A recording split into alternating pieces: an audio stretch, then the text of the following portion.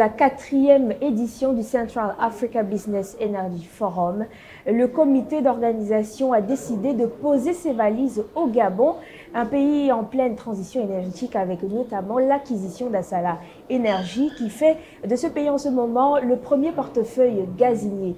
Avec nous aujourd'hui son Excellence Monsieur Marcel Abeke, ministre du Pétrole du Gabon. Bonjour Son Excellence. Bonjour. C'est un plaisir pour nous de vous avoir dans le cadre de ce plateau spécial Energy Hub dédié au CABEF. Merci.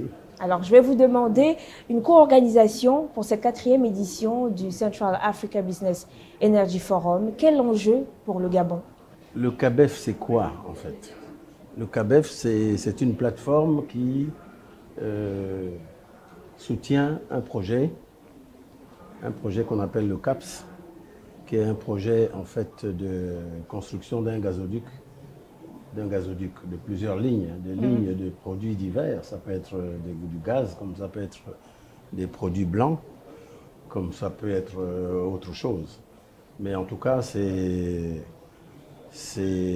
un projet intégrateur. C'est un projet qui est très intéressant dans la mesure où il concerne plusieurs pays de la sous-région. Effectivement. Alors, comme vous l'avez dit, ce sont des pays qui ont en commun le pétrole, qui ont en commun des réserves importantes de gaz et qui souhaitent justement les partager.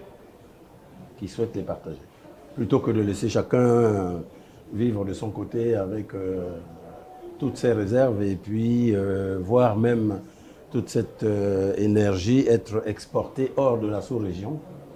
On a décidé de s'asseoir et de dire, ben, écoutez, essayons de construire un marché. Nous allons nous partager nos réserves. Et il pourrait arriver un moment où l'une des parties peut-être n'en aura plus ou en aura moins. Oui. Mais pourra toujours disposer de ce qui sera mis dans le pot commun. C'est ça le CAPS. Quand on regarde sur la plupart des pays, qu'est-ce qu'on retient même de...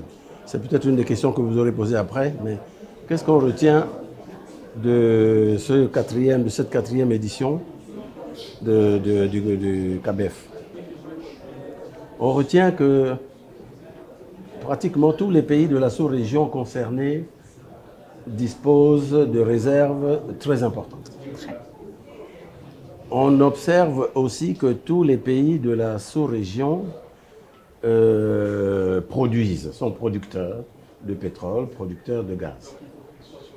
Mais on observe aussi par contre que tous ces pays ne disposent pas d'infrastructures De transformation. pour pouvoir transporter toute cette énergie d'un point vers un autre, d'un pays vers un autre. Donc aujourd'hui, nous avons fait ce constat. C'est pour dire que bon, il serait bon qu'on puisse s'asseoir et puis de voir dans quelle mesure on pourrait financer ce projet important qui est porté par un ancien ministre du pétrole, celui de la Guinée équatoriale, qui maîtrise parfaitement le sujet et un projet donc auquel nous adhérons pleinement. Un projet qui a été présenté à la plupart des chefs d'État. Il a été présenté ici, au Gabon. Les plus hautes autorités du Gabon ont adhéré. Et c'est pour ça que ces autorités nous ont autorisés à organiser ici, au Gabon, cette 4e édition. Alors, une 4e édition qui finalement est l'édition où on assiste à la matérialisation effective de ce projet qui a commencé il y a 4 ans au Congo. Le gaz naturel comme clé d'industrialisation et de développement économique de la sous-région. Ce précieux finalement qui se présente comme une porte de sortie vers la précarité, de la précarité énergétique.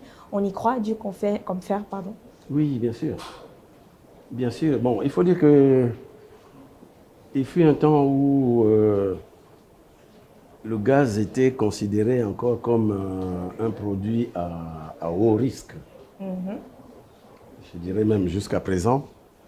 Et là, on se rend compte qu'il y a d'autres usages que les usages domestiques. Les usages domestiques, c'est là qu'on voit qu'il y a peut-être beaucoup plus de risques et de dangers. Mais dès que vous commencez à aligner tous les usages du gaz, construction de centrales électriques, pas la construction, mais l'utilisation dans les centrales électriques à gaz.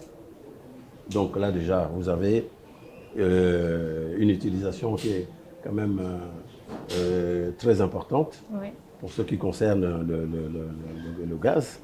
Et puis nous avons diverses utilisations, divers usages pour ce qui concerne le gaz.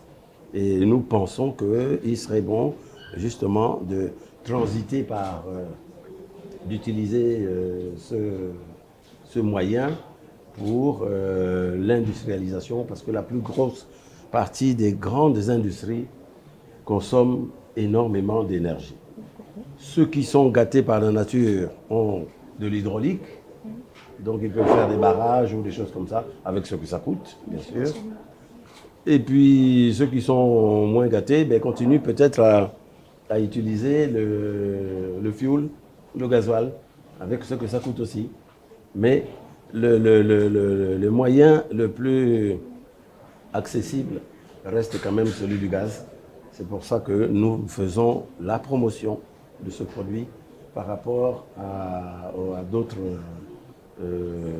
énergies fossiles, on va dire. Alors avant de se quitter, je vais vous demander, je ne vais pas revenir sur ce qu'on retient de cette 4e édition, mais surtout sur vos recommandations aux sorties de celle-ci qui s'est tenue ici à Libreville au Gabon. Alors qu'est-ce qu'on peut dire comme recommandation? La recommandation, ça serait que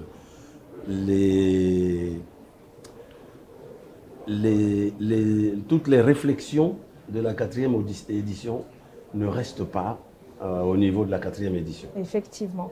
Donc il faut que toutes ces réflexions passent à un autre palier qui est celui de l'adoption ou de l'approbation par une réunion au niveau des plus hautes autorités, c'est-à-dire niveau CEMAC ou niveau CAC, donc au niveau des chefs d'État de la CAC ou de la CEMAC, pour valider d'une manière définitive l'intérêt de ce projet pour tous les pays de la sous-région.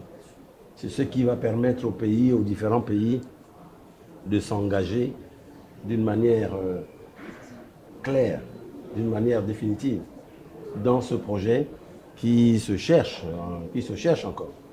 Mais je pense que l'intérêt quand même du projet a été quand même bien démontré à travers les panels que vous avez eus. Ce sont des panels qui étaient très riches, qui étaient au cours desquels il y a eu énormément d'informations. Et je crois que tout le monde a été servi. Je crois que tout le monde a été servi sur ce qu'était vraiment le projet CAPS, sur son intérêt, et puis le pourquoi de ce forum ici au Gabon. Merci beaucoup, Excellence, d'avoir bien voulu répondre à nos questions, mais surtout de nous avoir reçus pour cette 4e édition du Central Africa Business and Energy Forum. Je vous remercie et vous fixez rendez-vous à la 5e édition. Bien évidemment. Merci.